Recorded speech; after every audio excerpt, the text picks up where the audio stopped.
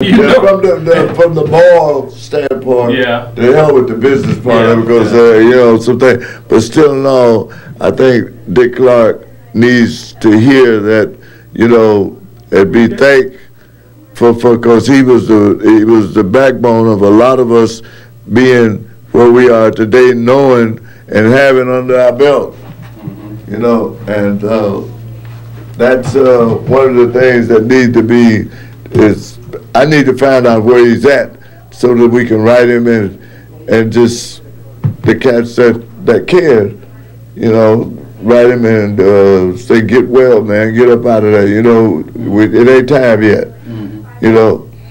He needs to hear exactly what you're saying. Yeah, huh?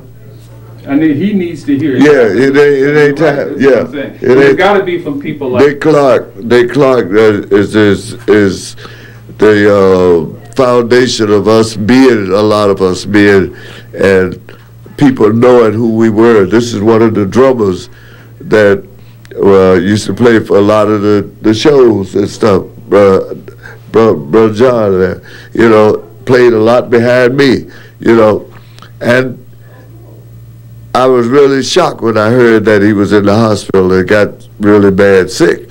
And Dick and I are the same age. You know, and I think the cat needs to know. And if all of us, if I can find people, I just don't know where about he's at. I know he's in the hospital. No, he's home. You know, he's at home now? Yeah. Oh, okay. And him and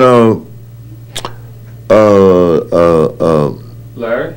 No, Larry, I don't know where Larry Klein's at. Larry's with Stone Pony now. Oh, yeah. Well. But he's still working with us. Yeah. Well, what y'all want? Do you have how did you, who influenced you? You've influenced so many rock and rollers. Nobody influenced me, bro. See, you ain't been looking at your books. Nobody influenced me. Everybody trying to sound like what I'm doing. You know, I don't sound like nobody. Tonight you will find out.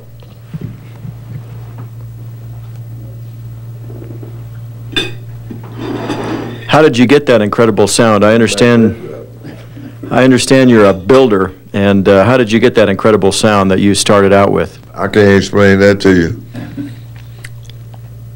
See, not being nasty or nothing like that, but if I explain it to some cat listening, will go do it and outdo me with it. You know what I'm saying? I can't tell you that. Ask me something else. Okay. Out of all the performances you've done, do you have one most memorable performance where either you were just wild or the crowd was? No, I had a lot of them. I don't know which one, man, but I did. You know, I thank all my fans for the good response that they've always given me throughout the years. I got 50 years under my belt now. 50 years. I didn't think I was going to last 6 months. You know, 50 long years, and I feel great. Congratulations. That's an incredible record. Yeah. I feel good. I feel good. I think I've been blessed. If it's anything called blessing, I think I've had it, you know. They just played the history of rock and roll here in Los Angeles, and they touted you as being one of the very first rock and roll records with one of your with your song. Well, they were right if they put it right. I share that spot with Chuck Berry because Chuck and I were the first two, and my record was released before Chuck Berry. So that's the reason, because Alan Freed is the one that named it rock and roll. When I was at the Little State in Boston, Little State Theater, they just tore it down, man. Just tore the dude down. You know, America has a bad habit of tearing down landmarks. Only the kids read about it, they don't see nothing. You know, a book that you read about it, a lot of people would like to go and visit and say, oh, you know, like the Apollo Theater. I keep, you know, at one moment I thought they was going to tear that down too, you know, until they finally swung the doors open again, and it seemed to be doing pretty good, you know. It's a landmark. It's a mark of rock and roll, and where everybody came through the Apollo, and then branched out over the country, you know. This was like, I guess the Apollo was the boiling pot. That was it. Yeah, you worked there. See that we call these cats today ain't working. They ain't working today. We work 5 shows a day. Shoot, they call it the slave quarters. Oh yeah. What was it, John? If you do right, they throw stuff at you. That's it. If you didn't play right, you get tomatoes and eggs and everything else thrown at you. Look, and I never had that happen. You know, luckily, I never had that happen because I went to do a show and not show off a suit. You know, and that's it, or a bunch of diamond rings and all that kind of. I go to do a show, you know, that's what the people there to see. That's what I go to try to do for them.